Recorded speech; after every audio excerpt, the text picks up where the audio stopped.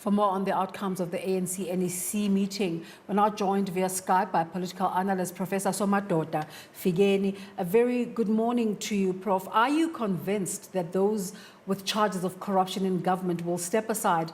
And is this a real test for the ANC to fight corruption? This is a real test for the ANC to fight corruption because the pressure is coming from below, is coming from the society. It is not just the making of the ANC itself. Remember, there have been promises in the past, but what is going to happen now, people will be looking for action.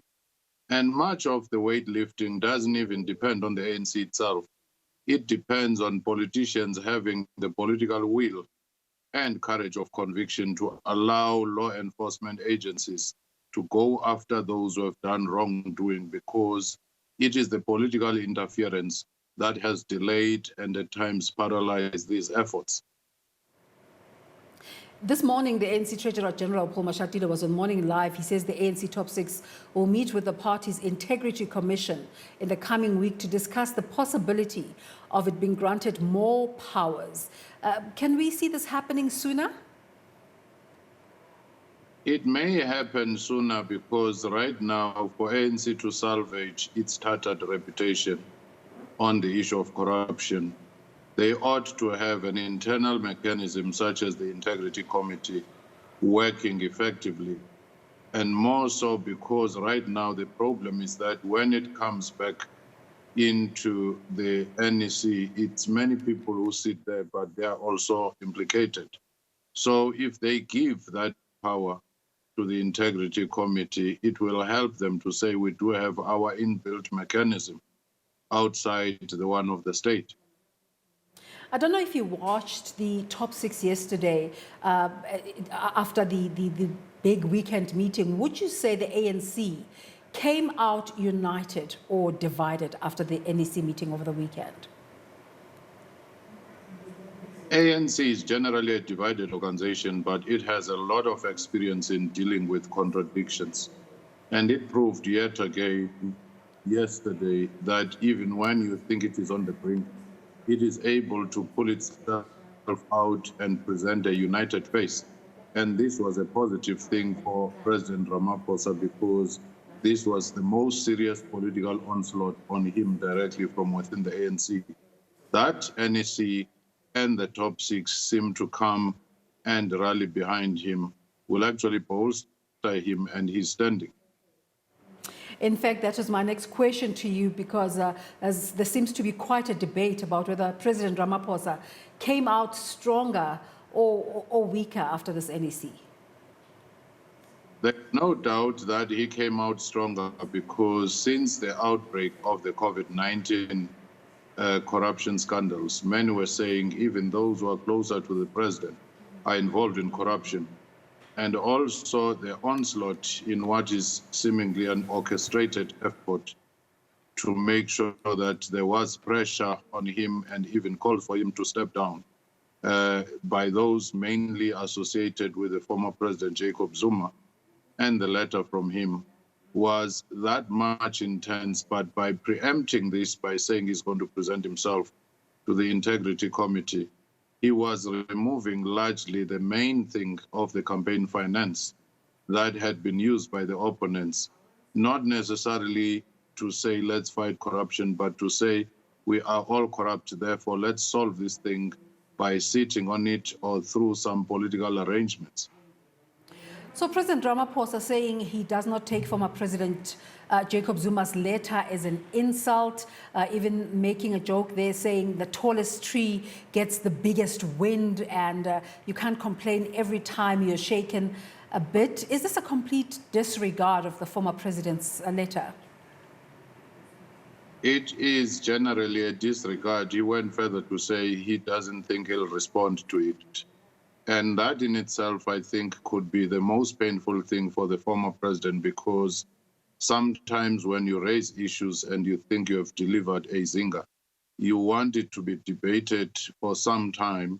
But when it just gets brushed aside and people say, we are busy with the business of the day, it reminds me of the time when the former president of Zimbabwe, Robert Mugabe, was writing pages and pages of letters to the current president Mnangagwa and the leadership of ZANU, accusing them of betrayal and everything.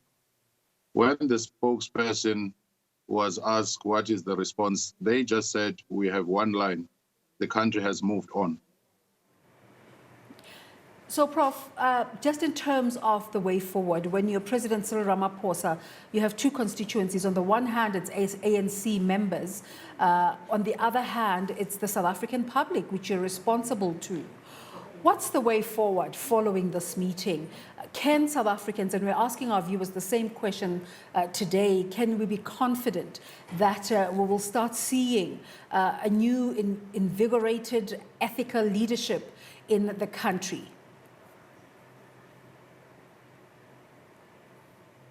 I doubt you will have the Damascus moment where people wake up and suddenly they do have this decisiveness and conviction. You will still have protracted battles behind the scenes, more so because law enforcement closing in on some of the top leaders may cause discomfort. They may fight back, there will be backlash and so forth. But more important now is that some of the issues have been put to rest and they are beginning to deal with issues at a higher level, and they are also giving a signal to government agencies to go ahead and assure them that there will be no interference. You're speaking about law enforcement agencies starting to close in on some of the members. What do you make of the move by Bongani Bongo to willingly step aside from his responsibilities in Parliament? Well, I think it is a positive thing if you begin to have this kind of a voluntary work, which we last saw with Nhlanhla Nene, and we've never seen it before, because most of the leaders have been using a more technical argument to say, let me be found guilty after some years of putting a defense and putting the best lawyers. But rather, they were damaging the very brand of their own organization.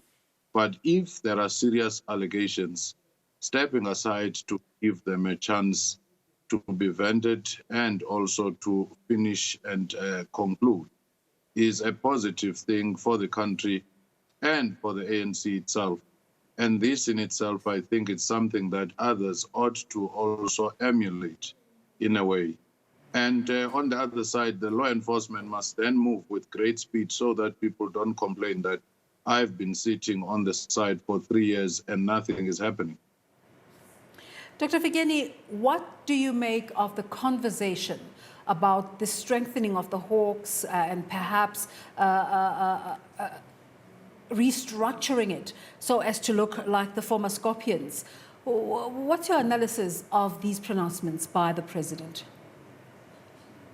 Well, I do think that it has to be a positive thing whenever you do empower these law enforcement agencies, especially the one which are investigating organized crime and corruption, because that's where we are the weakest in terms of crime intelligence.